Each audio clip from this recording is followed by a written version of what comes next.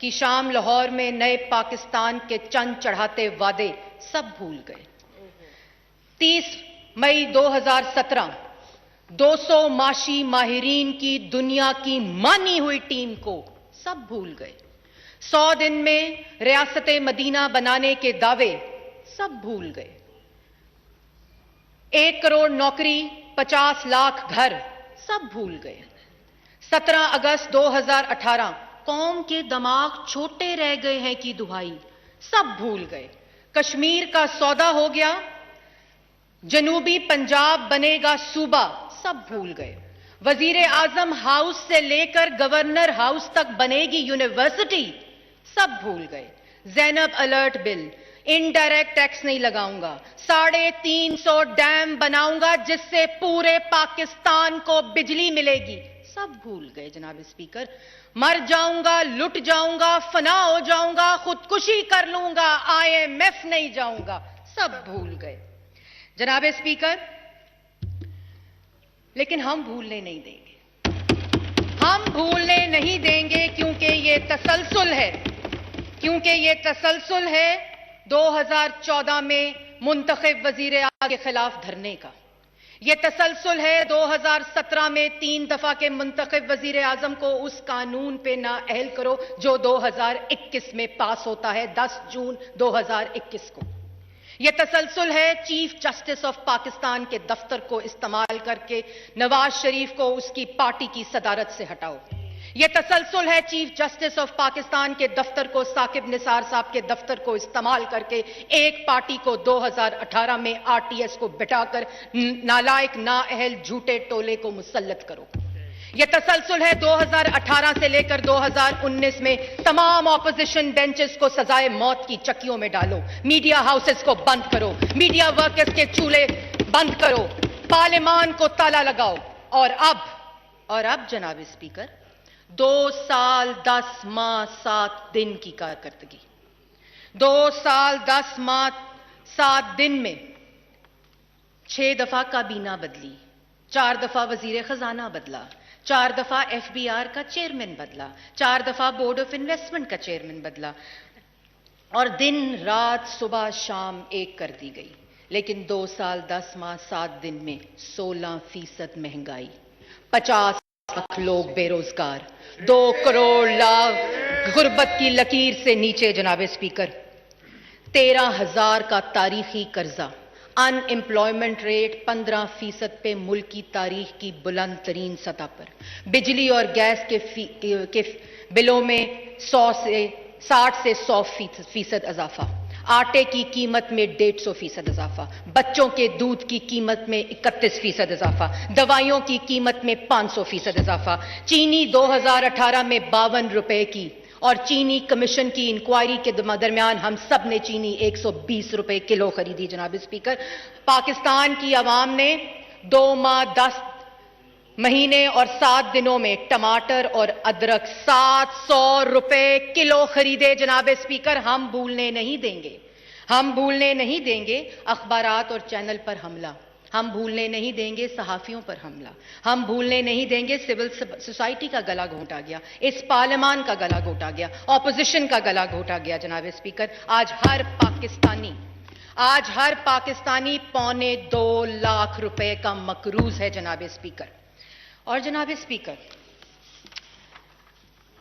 जब ये बजट आया तो मैंने सोचा कि इस बजट में एक नए कारीगर को लाया जा रहा है, कोई नई फनकारी होगी, कोई नई चमत्कारी होगी, क्योंकि बड़ा नाम मार्केट में दस्तयाब वजीर कारीगर को लाया गया। और जब हमने ये सोचा था कि इस दफा इस बजट के ऊपर मस्बत तकारीर करके पाकिस्तान की आवाम के सामने वो तमाम चमत्कारियां और फनकारियों को लाया जाए, लेकिन जनाब स्पीकर 16 जून की बजट की किताबों की मार खाकर, गालियां खाकर मैं इस नतीजे पर पहुंची हूं कि इन लोगों से पाकिस्तान की आवाम को कोई उम्मीद नहीं है। और जनाब स्पीकर, मुझे पता चला कि क्यों उन्होंने हमें बजट की किताबें मारी, क्यों उन्होंने हमें ऐवान में गालियां दी, क्योंकि हमारी चीखों में उन खवातीन, बच्चियों, बुजुर्गों की चीखें दब जाएं जो अपने अंगूठों पर अनमिनट सिहाई लगाकर रमजान में कतारों में खड़े होकर 20 रुपए किलो 1 किलो चीनी के ऊपर 20 रुपए बचाने के लिए घंटों कतारों में खड़ी हुई हैं। उनकी चीखें दब जाएं, उनकी चीखें दब जाएं जो बेरोजगार हैं, जो गरीब हैं। और जनाब स्पीकर, कमाल की कारकर्दगी, 2 साल 10 माह 7 दिन, कमाल की कारकर्दगी है। ये किसी इंसान के बस की बात नहीं कि इतनी तेजी से इतना ज्यादा बेड़ा गर्क किया जाए। तो मैं चाहती हूं कि ऐवान, जिसे ना तो कानून साजी का इख्तियार है, वो इस बात पर गौर करे कि ये क्या गैर मोई ताकतें हैं, ये क्या माफूकुल फित्र कुव्वतें हैं जिसके जरिए इमरान साहब ने इतनी तेजी से इतना ज्यादा बेड़ा गर्क किया है। तो जनाब स्पीकर, इस तरफ बैठे मेंबरान और इस अतराफ बैठे मेंबरान इस बात पर गौर करें, ढूंढें उस मुस्तकिल वजीर, मुशीर और मावने खुसूसी को जिसकी जरिए इमरान साहब ने नवाज शरीफ के तरक्की करते 5.8% की तरक्की को पहले साल 1.9% और फिर मनफी 0.4% पे किया, जो 1952 के बाद मुल्क की तारीख की कम तरीन सतह है। तो जनाब स्पीकर, 16 जून को बजट की कॉपियां खाने के बाद, गालियां खाने के बाद, और जहां इस ऐवान में तकरीर करो तो वजीर बनफ्सो नफीस ठुकाई करते हैं। ये बजट की किताबें सर पे पढ़ने के बाद मैंने इस बजट को एक नए नजर देखा और वो मैं आज ऐवान में बताना चाहती हूं। और मुझे इस बात का यकीन हो गया कि ये ना तो फ्लॉप फिल्मों की तरह रोज उतर जाने वाली काबीना का कमाल है, ना ये 4 दफा वजीर खजाना जो बदले गए ये उसका कमाल है। ये किसी मुशीर, किसी वजीर का कमाल हो ही नहीं सकता, क्योंकि कोई शोबा ऐसा नहीं है जिसका खून चूसा ना गया हो। ये खून चूस बजट है। कोई शोबा ऐसा नहीं जिसकी लागर हड्डियों को निचोड़ा ना गया हो। ये हड्डी तोड़ बजट है। और जनाब स्पीकर, ये किताबें खाने के बाद मुझे पता चला है ये ज़कूटा जिन बजट है।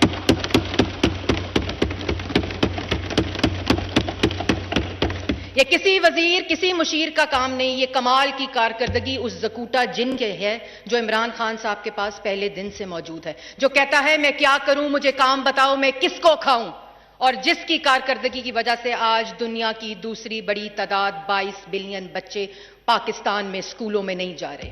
ये उसकी कारकर्दगी है कि पाकिस्तान में आज बेरोजगारी की सतह 15% मुल्क की तारीख की सबसे बड़ी सतह है। ये उस ज़कूटा जिन का कमाल है कि जिसने सरकारी मुलाजमीन के मेडिकल बिलों पर 10 बिलियन का टैक्स लगा दिया। ये उस ज़कूटा जिन का कमाल है जनाब स्पीकर जिसने काम बताओ मैं क्या करूं, मैं किसको खाऊं, मुझे काम बताओ मैं क्या करूं, मैं किसको खाऊं, और बच्चों के दूध, दही, मक्खन पर 17% टैक्स लग गया जनाब स्पीकर। और जनाब स्पीकर, ज़कूटा जिन ने कहा मुझे काम बताओ मैं क्या करूं, मैं किसको खाऊं, और पेट्रोल के ऊपर 610 बिलियन की लेवी लग गई और पेट्रोल बजट के दूसरे दिन महंगा हो गया। जनाब स्पीकर, ये ज़कूटा जिन खाली बजट नहीं बनाता, ये सहाफियों पर दिन दिहाड़े गोलियां बरसाता है, ये सहाफियों पर हमला करता है, ये सेंसर करता है, ये पार्लियामान पर हमला करता है। और जनाब स्पीकर, इमरान खान का ये ज़कूटा जिन मैं रिकॉर्ड पर कहना चाहती हूं। आज मैं ऐवान में ये रिकॉर्ड पर बात रखना चाहती हूं। बिल्कुल सही कहते हैं, इमरान खान साहब ना नालायक हैं, ना नाअहल हैं, ना करप्ट हैं, ना झूठे हैं, ना चोर हैं, ना वो यू टर्न लेते हैं। ये सब शोबे, ये तमाम पोर्टफोलियोज उन्होंने ज़कूटा जिन के हवाले किए हुए। और ये ज़कूटा जिन ने कहा इमरान खान साहब को मुझे काम बताओ मैं क्या करूं, मैं किसको खाऊं।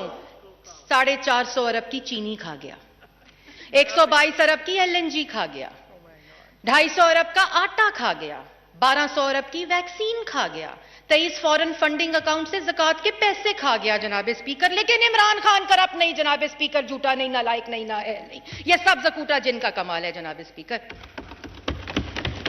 और अभी रिंग रोड के 6 अरब खाने थे। इमरान साहब ने कहा अभी नवाज शरीफ और शहबाज शरीफ के बनाए हुए बहुत से मंसूबे बाकी हैं, हाथ हौला रखें जरा। और जनाब स्पीकर, इमरान खान साहब के पास जहां ज़कूटा जिन है जिसने तमाम महकमात का बेड़ा गर्क कर दिया है, उसी तरह एक और जिन है जिसने निजाम को मफलूज करके रख दिया है, और उस जिन का नाम है अना का जिन। आज 2 साल 10 माह 7 दिन में ये वो अना है जो इमरान साहब को और पाकिस्तान के निजाम को मफलूज करके रख दिया है।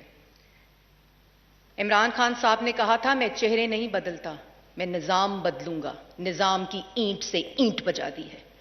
आज 2 साल 10 माह 7 दिन गुजर जाने के बाद national commission for women, status of women chairman नहीं लग सका। National commission for human rights chairman नहीं लग सका। National commission for child rights chairman नहीं लग सका। इलेक्शन कमीशन 2 साल अधूरा रहा। पाकिस्तान ब्यूरो ऑफ स्टैटिस्टिक्स का चेयरमैन नहीं लग सका। और ये कौन सी कमी है, ये कौन सी नालायकी है? ये कोई कमी और नालायकी नहीं है, इमरान साहब की अना है।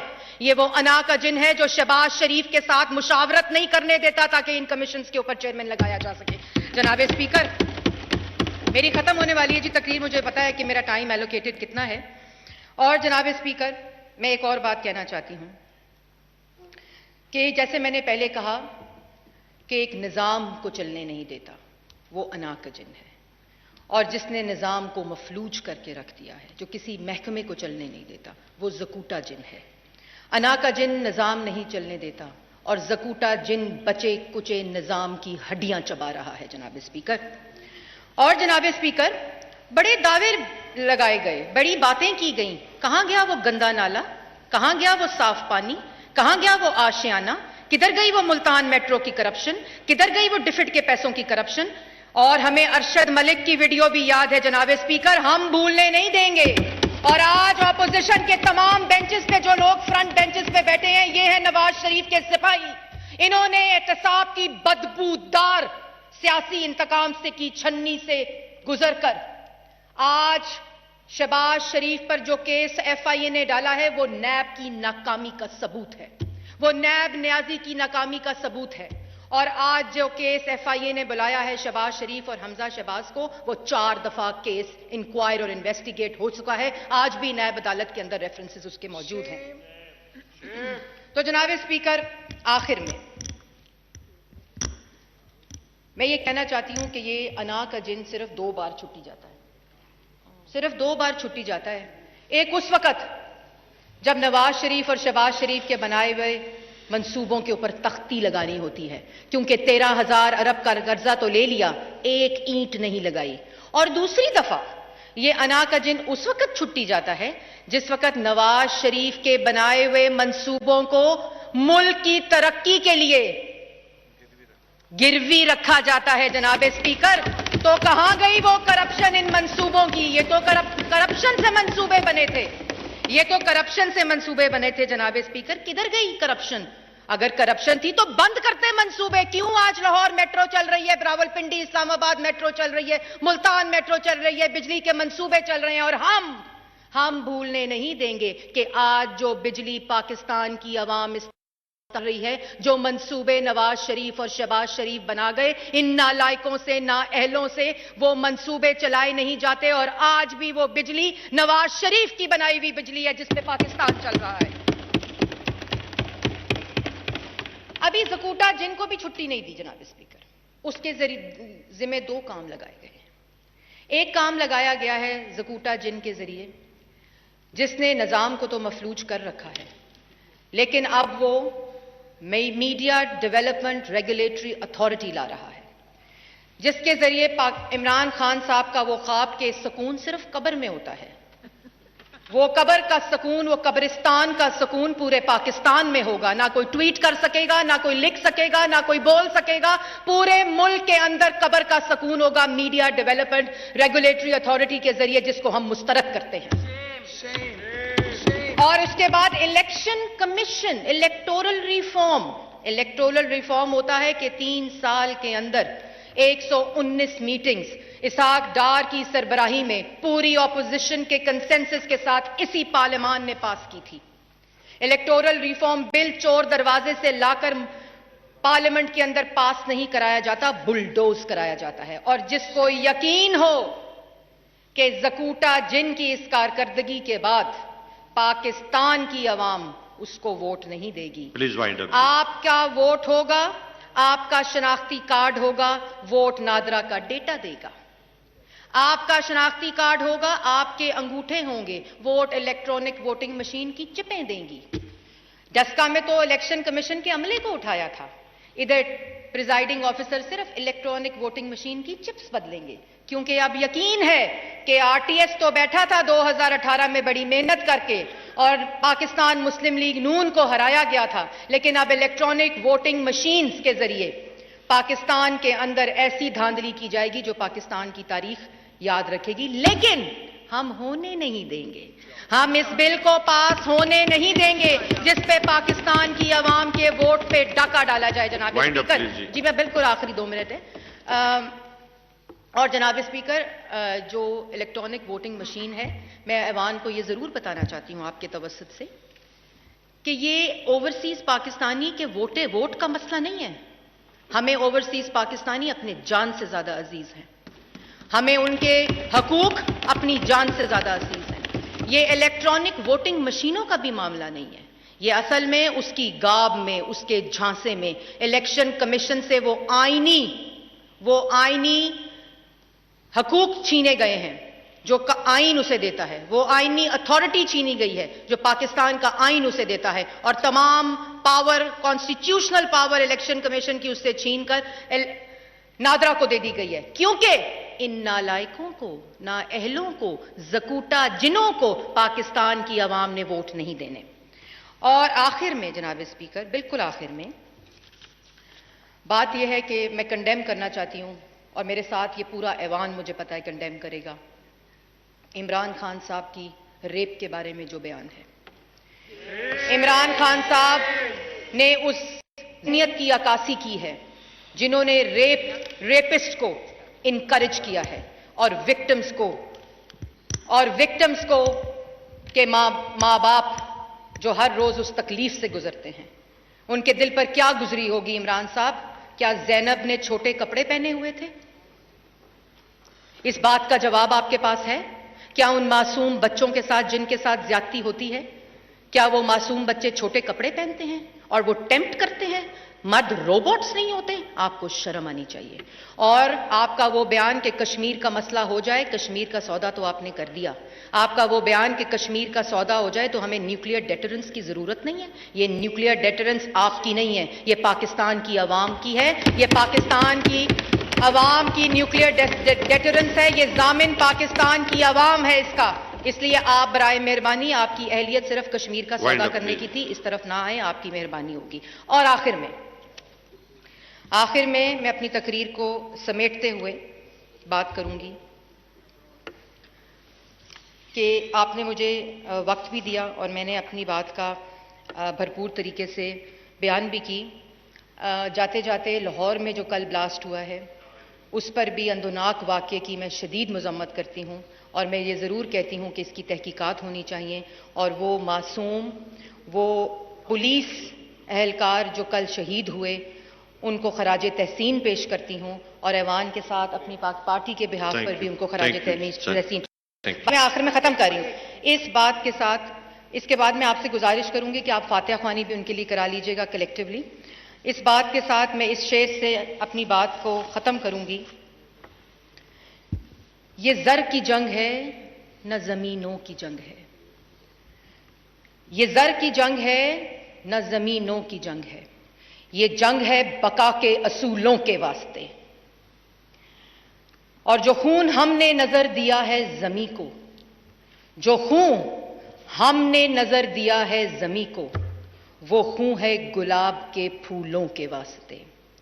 और फूटेगी सुबह अमन, और फूटेगी सुबह अमन, लहू रंग ही सही, फूटेगी सुबह अमन, लहू रंग ही सही, कुछ कोर बातनों की नजर तंग ही सही। पाकिस्तान जिंदाबाद। जी डॉक्टर